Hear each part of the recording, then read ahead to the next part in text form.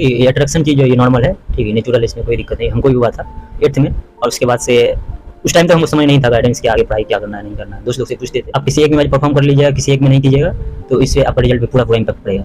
जैसे मेरा ड्रीम जो कॉलेज था DU में, वो हिंदू कॉलेज था, लेकिन हमको हिंदू कॉलेज इस वजह से नहीं मिला क्योंकि मेरा पॉलिटिकल हो, हिस्ट्री हो, ज्योग्राफी में सारा में 200 आउट ऑफ 200 है, पर इंग्लिश में 155 और 200। तो यहाँ पर मेरा रिजल्ट थोड़ा मार खा गया, और जो मेरा ड्रीम कॉलेज था वो हमको नहीं मिला, लेकिन बहुत अच्छा कॉलेज, क्योंकि जो मेरा गाँव है, हम वहाँ पर इंडियन एक्सप्रेस लेना चाह रहे थे न्यूज़पेपर, हमको 2 दिन पुराना मिलता था। यहाँ तक कि वहाँ का जो DM वो भी 2 दिन पुराना न्यूज़पेपर पढ़ता है। तो कनेक्टिविटी और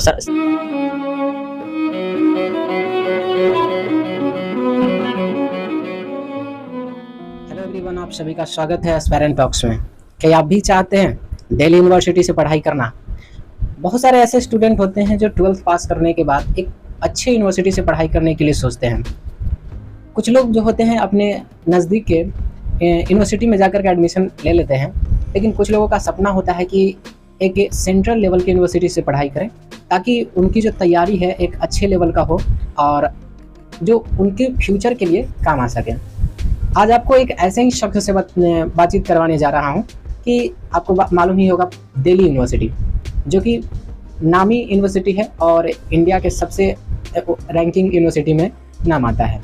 आपको बता दें कि ये जो है अपना दिल्ली यूनिवर्सिटी में एडमिशन लिए हैं, तो अगर आप भी चाहते हैं कि दिल्ली यूनिवर्सिटी में किस तरह से हम भी जा सकते हैं, तो इनसे बहुत हेल्प मिलेगा। चलिए वीडियोस को शुरू करते हैं और जानते हैं कि इन्होंने कैसे एक गांव से लेकर के एक दिल्ली यूनिवर्सिटी का जो सफ़र है उसको तय किया है।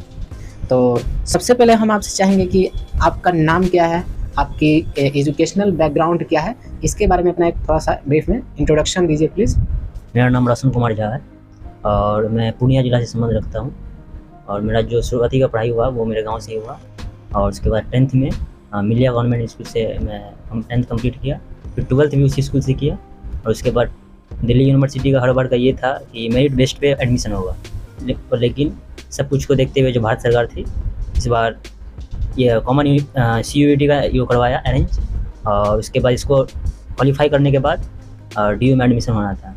और DU में 91 कॉलेज है, ठीक, और सब उसमें भी 3-4 बेस्ट कॉलेज है, उसमें एडमिशन लेने के लिए बहुत कंपटीशन होता है, स्पेशली पॉलिटिकल साइंस। तो हम इस बार CUET दिए और जो भी टॉप कॉलेज का कटअप था उसको क्लियर किए, और मेरा DU में एडमिशन हो गया। अगर हम बात करें कि आपकी एजुकेशनल बैकग्राउंड की, तो आपका 10th और 12th कैसा रहा, उसमें किस तरह के परफॉर्मेंस हुए? 10th में उतना पता नहीं था, लेकिन फिर बहुत अच्छा हुआ, 91% था, और फिर 12th उसी स्कूल से किए, 12th में ह्यूमैनिटीज़ बैकग्राउंड से 96% था। बात करें कि आपका दिल्ली यूनिवर्सिटी में जाने का जो मकसद था, वो कहाँ से मोटिवेशन मिला और कहाँ से आपने सोचा कि अब हमको दिल्ली यूनिवर्सिटी से ग्रेजुएशन करना चाहिए? मैं जब 12th में था तो मेरे एक सर थे, सारिफ जिया सर, उन्होंने हम लोगों को बताया कि स्पेशली जो मेरा गोल था आगे सिविल सर्विस में जाने का, तो वो बताए कि दिल्ली एक माहौल देती है कि आप UPSC का प्रिपरेशन कर सकते हैं, BPSC का। तो सर बताए थे कि DU में जाओगे तो ये सब ज़्यादा अच्छा से मिलेगा, सब कुछ का फैसिलिटी। तो वहाँ से मोटिवेशन प्राप्त हुआ और फिर एग्ज़ाम दिए, फिर क्लियर हो गया। अगर हम बात करें कि अगर कोई स्टूडेंट्स हैं जो अब आना चाहता है DU में एडमिशन लेने के लिए, तो क्या प्रोसेस होती है DU में एडमिशन के लिए? अगर हम फॉर्म भरने से लेकर के, या कह सकते हैं कि जो डेट आते हैं, कब डेट आते हैं, तब से लेकर के लास्ट DU में एडमिशन तक की जो प्रोसेस होती है, एक लाइन बाय बताएं, ताकि आप जो जूनियर स्टूडेंट हैं उनको समझ आए कि एक को क्या प्रोसेस होती है, उस पाथ को फॉलो करते हुए वो भी अपना सपना जो है, जो ड्रीम है, उसको पूरा करने के लिए अपना अग्रसर हो और अपनी जो ड्रीम को है पूरा कर सके।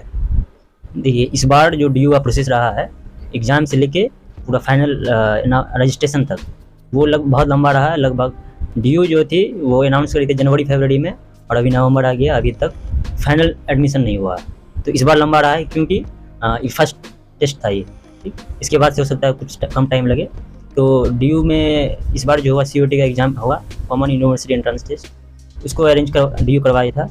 कंप्यूटर बेस्ड एग्ज़ाम है वो, ठीक। उसमें हर एक 40 क्वेश्चन होता है, ठीक, 200 मार्क्स का। हर एक क्वेश्चन पे 5 मार्क्स, और एक अगर गलत हुआ तो 1 मार्क्स कट जाएगा, ठीक।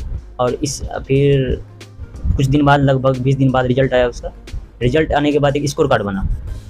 फिर स्कोर कार्ड जो बना, फिर किसी स्लॉट में, बहुत स्लॉट में एग्ज़ाम हुआ था, तो किसी स्लॉट में एग्ज़ाम बहुत डिफिकल्ट था, किसी में बहुत थोड़ा ईजी था और किसी में एवरेज भी था। तो इस फाइनल स्कोर कार्ड आने के बावजूद जो दिल्ली यूनिवर्सिटी है, फिर सारा स्कोर एनालाइज करी, फिर एनालाइज की, सबको एक फील्ड पे ला के फिर दोबारा फिर एक फाइनल स्कोर की जारी गई। उसके बाद जो कटअप फिर जिसका जो आया वो फाइनल हुआ, उसके बाद कटअप जारी किया हर एक कॉलेज, फिर उस हिसाब से सबका एडमिशन हुआ जो कटअप क्लियर किया। अगर हम बात करें कि इसकी सिलेबस क्या होती है और एग्ज़ाम पैटर्न क्या होता है, थोड़ा डिटेल्ड में बताएं पूरा पोर्शन साइज की, क्या इसकी सिलेबस है, कौन कौन से टॉपिक से क्वेश्चन पूछे जाते हैं, क्या सब्जेक्ट होते हैं उनमें, और किस सब्जेक्ट का कितना वेटेज है, और उसको एक्सप्लेन कीजिए प्लीज़। अगर वेटेज का बात करें तो सारा जो भी सब्जेक्ट है, चाहे वो साइंस बैकग्राउंड का हो, चाहे कॉमर्स, चाहे वो ह्यूमैनिटीज़ का हो, वेटेज सबका इक्वल है। हर एक में 40 क्वेश्चन होता है, हर 200 मार्क्स का होता है। ठीक, आप किसी एक में परफॉर्म कर लीजिएगा, किसी एक में नहीं कीजिएगा तो इससे आपका रिजल्ट पे पूरा इम्पैक्ट पड़ेगा। जैसे मेरा ड्रीम जो कॉलेज था DU में, वो हिंदू कॉलेज था, लेकिन हमको हिंदू कॉलेज इस वजह से नहीं मिला क्योंकि मेरा पॉलिटिकल हो, हिस्ट्री हो, ज्योग्राफी में सारा में 200 आउट ऑफ 200 है, और इंग्लिश में 155 ऑफ 200। तो यहाँ पर मेरा रिजल्ट थोड़ा मार खा गया, और जो मेरा ड्रीम कॉलेज था वो हमको नहीं मिला, लेकिन बहुत अच्छा कॉलेज मिला। ठीक, और जहाँ तक बात है इसका सिलेबस का, इसका syllabus 12th, only 12th, not 11th, only 12th। और जो क्वेश्चन होता है करंट अफेयर नहीं होता इसमें, बस जो आपका बुक का है उस बुक का पूछा जाएगा और कुछ नहीं। क्या क्या पूछा जाता है, मतलब जैसे सब्जेक्ट है प्लीज़। जैसे ज्योग्राफी में अधिकतर वेटेज था पॉपुलेशन से, ठीक, और रॉक सिस्टम जो होता है, और फिर वेस्ट मैनेजमेंट, इस सब से। और पॉलिटिकल जो है उसमें था फेडरलिज्म और वर्ल्ड वॉर, कोल्ड वॉर, फिर जाके इंडियन डेमोक्रेसी, इमरजेंसी, फिर वर्ल्ड पॉलिटिक्स का बहुत सारा इशू था, कुछ करंट अफेयर से भी क्वेश्चन था वर्ल्ड पॉलिटिक्स में। और फिर इकोनॉमिक्स में डिमांड सप्लाई, मार्केट पे ज़्यादा क्वेश्चन था, और थ्योरी क्वेश्चन था, थ्योरी बेस्ड, ज़्यादा कोई टफ क्वेश्चन नहीं था। और उसके बाद इंग्लिश में not theory, not only grammar, बस ग्रामर सारा 200 आउट ऑफ 200। हिस्ट्री का भी पोर्शन, और हिस्ट्री में जो था तो ये एनिशिएंट, मेडिवल और मॉडर्न हिस्ट्री। तो मॉडर्न हिस्ट्री से क्वेश्चन नहीं था, एनिशिएंट से था, इंडस वैली सिविलाइजेशन से, मेडिवल से था, और मॉडर्न में था constitution, making of the Indian constitution से, और फिर गांधी जो महात्मा गांधी जितना भी सत्याग्रह करे उससे क्वेश्चन था। सारे ऑब्जेक्टिव टाइप्स क्वेश्चन, सारे ऑब्जेक्टिव। अगर हम बात करें कि आप किस कोर्स के लिए DU में अप्लाई किए हैं और आपकी सब्जेक्ट क्या है। देखिए, DU जो ये एग्ज़ाम था, इसमें आपका प्रेफरेंस होता है कि आप कितना भी प्रेफरेंस भर सकते हैं, किसी भी कोर्स में, किसी भी कॉलेज में अप्लाई कर सकते हैं, कितना भी, आप 1000 भरिए, 2000 भरिए। लेकिन हम भी लगभग 163 प्रेफरेंस भरे थे, लेकिन मैं जो सबसे ऊपर प्रेफरेंस था, पहला, दूसरा, तीसरा, वो पॉलिटिकल ऑनर्स के लिए था। पहला था मेरा हिंदू में, और जो अभी हमको मिला वो दूसरा था वेंकटेश्वरा में। तो आप कितना ही प्रेफरेंस भर सकते हैं, और आप बस जो आप कटअप क्लियर कीजिए उस हिसाब से आपको कॉलेज अलॉट होगा। इस एंट्रेंस एग्ज़ाम को निकालने के लिए आप कौन कौन से बुक को फॉलो किए थे, थोड़ा आप बताएं। इस एंट्रेंस एग्ज़ाम निकालने के लिए जो CUT, जो NTA national testing agency conduct करवाती है, उसका सीधा नोटिफिकेशन में ये था कि जो आपका 12th का बुक है आप उसी को पढ़ें। और इसमें एक चीज़ और वो बताए थे कि किसी भी बैकग्राउंड के बच्चे हैं, जैसे 12th के बाद स्विच हो जाता है, कोई साइंस का बच्चा इसमें आ जाता है, ह्यूमैनिटीज़ में, तो हर बार से क्या होता था, मेरिट बेस्ड होता था। आप अगर स्विच कीजिएगा स्ट्रीम तो आपका कुछ % कटता था, लेकिन इस बार CUT जो हुआ, आप स्विच भी कीजिएगा, जैसे 12th में आप साइंस से एग्ज़ाम दे दीजिए, और आपको उसके बाद पॉलिटिकल में लेना है तो आप आराम से ले सकते हैं, इसमें कोई इशू नहीं है। कि आप BA करने के बाद पॉलिटिकल साइंस से आप क्या बनना चाहते हैं, आपके ड्रीम क्या है। देखिए, जैसे कि हम बताएं कि मैं सिविल सर्विस में जाने का रुझान बहुत पहले से रहा है, और ये मोटिवेशन हम एक सर से लिए हैं, जो कि अभी BPSC एक बार क्वालिफाई किए थे, उनको डिप्टी SP का वो मिला हुआ था रैंक, लेकिन उसको छोड़ के UPSC कर रहे हैं, छोड़े नहीं है मतलब, लेकिन UPSC का तैयारी कर रहे हैं। ठीक, और हम जो हैं पॉलिटिकल ऑनर्स सर की वजह से ही लिए हैं, और हमको अच्छा भी लगता था पढ़ने। तो हम सिविल सर्विस में जाना चाहते हैं पहला, और दूसरा सिविल सर्विस में रहते हुए भी हम पॉलिटिकल में कुछ रिसर्च वगैरह करना चाहते हैं। मतलब आप पॉलिटिकल साइंस से आगे रिसर्च करना चाहेंगे, तो आगे की पढ़ाई के लिए मतलब क्या आप ऐसा होता है कि जो लोग आगे चले जाते हैं तो सोचते हैं कि अब और भी आगे जाएं, क्या लगता है कि अब DU के बाद आपकी कहीं फॉरेन जाने की तो इच्छा नहीं है। जी, पूरा इच्छा है, और हम ये सब पूरा प्लानिंग करके भी रखें कि सब पहले UPSC क्लियर करना है। दिल्ली यूनिवर्सिटी में आपको अगर आप जाते हैं तो आपके क्या-क्या वहाँ पर फैसिलिटीज़ मिलता है, क्या-क्या सुविधाएँ मिलती है जो कि अन्य जगहों पर स्टूडेंट्स को नहीं मिल पाता है? Please describe. सबसे पहले तो डीयू आपको डाइवर्सिटी देगा, ठीक? वहाँ ऑल इंडिया स्टूडेंट आते हैं, प्लस फ़ॉरेन के भी आते हैं। तो वो आपको डाइवर्सिटी मिलेगा, माहौल मिलेगा और देखिए क्योंकि वो कैपिटल रीजन है, तो वहाँ सारा फैसिलिटी आपको ईज़िली अवेलेबल हो जाता है। क्योंकि जो मेरा गाँव है, हम वहाँ पर इंडियन एक्सप्रेस लेना चाह रहे थे, न्यूज़पेपर, हमको 2 दिन पुराना मिलता था।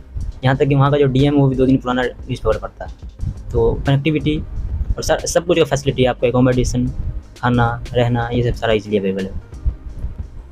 अगर हम बात करें कि वहाँ पर हॉस्टल की सुविधा क्या होती है और उसकी क्या प्रोसेस होती है, तो आप क्या कहेंगे?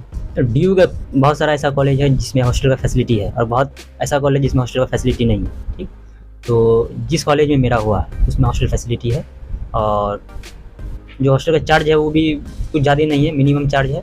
और रहने का सुविधा अगर बात की जाए हॉस्टल के अलावा पीजी वगैरह बहुत है, फ्लैट है, सिंगल रूम मिल जाएगा आपको, तो ये सब है।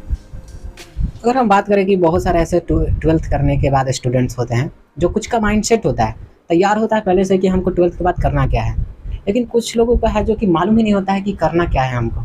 और कई बार ऐसा होता है कि जब 12th पास करके आते हैं तो अपनी लैक ऑफ नॉलेज कहें या किसी गाइडेंस की कमी कहें, उनकी वजह से वो कुछ कर नहीं पाते हैं, मतलब किसी अलग डायरेक्शन में भटक जाते हैं। कई बार तो ये भी होता है कि बड़े बड़े शहरों में गर्लफ्रेंड बॉयफ्रेंड की बात करें तो अट्रैक्शन जो होता है वो जल्दी आता है। क्या आपको इस पे क्या कहना चाहेंगे और आपकी इस पे क्या राय है वो एक्सप्लेन। नहीं, ये अट्रैक्शन चीज़ जो ये नॉर्मल है, ठीक है, नेचुरल है, इसमें कोई दिक्कत नहीं। हमको भी हुआ था 8th में और उसके बाद से उस टाइम तक हमको समझ नहीं था गाइडेंस के आगे पढ़ाई क्या करना है नहीं करना है। दोस्त लोग से पूछते थे। मेरा एक दोस्त है तफसीर, ठीक, उसका हमसे भी बेस्ट कॉलेज में हुआ है, हमसे भी ज़्यादा मार्क्स था उसका, वो अभी आया नहीं है, वो सीधे दिल्ली जाएगा। तो ये सब अट्रैक्शन हमको भी हुआ था और उसके बाद समझ में आया कि पढ़ाई क्या होता है। बहुत कुछ हुआ, स्टोरी बहुत पुराना है इसका। हाँ, उसके बाद समझ में आया उस जो तफसीर था वो बहुत मदद किया। उसका जो भैया थे वो यूपीएससी सिविल सर्विस में बहुत पहले से हैं, तो एक हिसाब से गाइडेंस वहाँ से मिल गया। और जो उसका भैया थे वो हम मेरे टीचर भी रहे, तो वो भी सर बहुत मोटिवेट किए। बस ये सब है।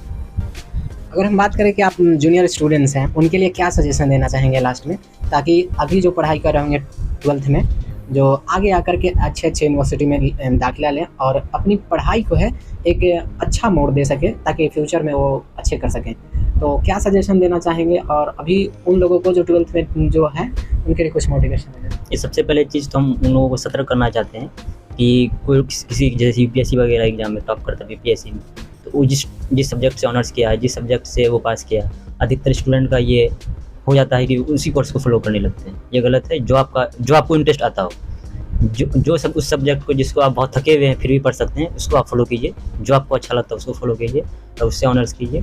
और जहाँ तक अभी जो 12th में है उस बच्चों को हम क्या दें, तो जो भी दिल्ली यूनिवर्सिटी में एडमिशन लेना चाहते हैं एनटीए के द्वारा सीयूटी कंडक्ट होती है और उसका सिलेबस आपका 12th से है और उसको बस पढ़ें और कंप्यूटर बेस्ड होती है।